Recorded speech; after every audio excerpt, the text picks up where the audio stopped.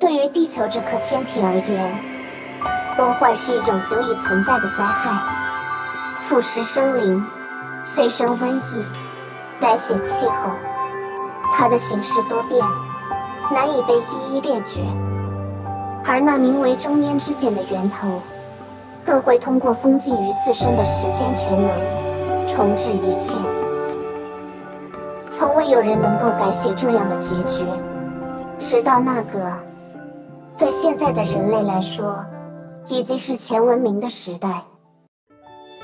依靠着天才的头脑以及不计其数的牺牲，那一时代的人们为中焉之茧施以了名为崩坏意志的枷锁。下一世代出现的律者因此得以与前文明维持一致，成果也显而易见。即使律者一次又一次降临，人类所付出的代价并未像当初那样惨痛，但面对中焉之律者，他们似乎仍然要重蹈覆辙。因此曾被认为最差劲的圣痕计划也不得不被推上台面。他的执行者名为凯文，世界蛇的尊主，前文明最为强大的战士，身负救世之名的英杰。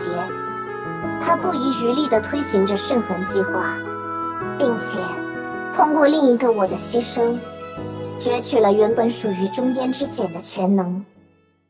当然，圣痕计划也并非一成不变，在一个方案中，他以牺牲无数普通人的性命为代价，试图筛选出能够适应崩坏的个体。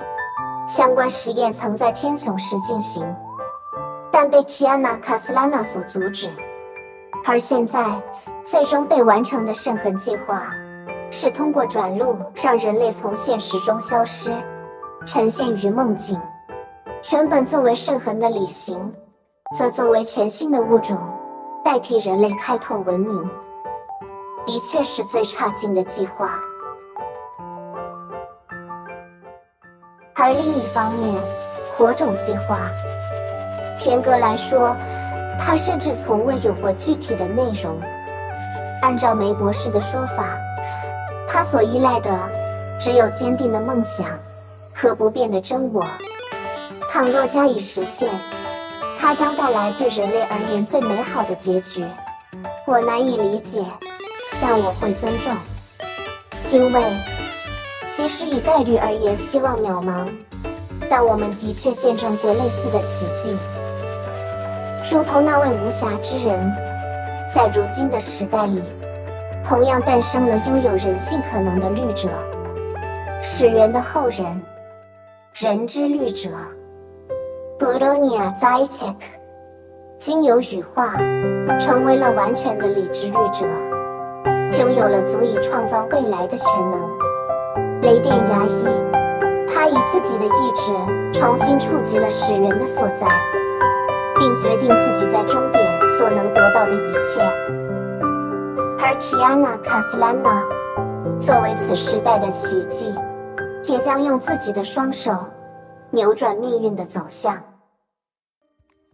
综上所述，他们战胜崩坏的概率仍然是微乎其微，但我不知道这会否是梅博士对我的期许。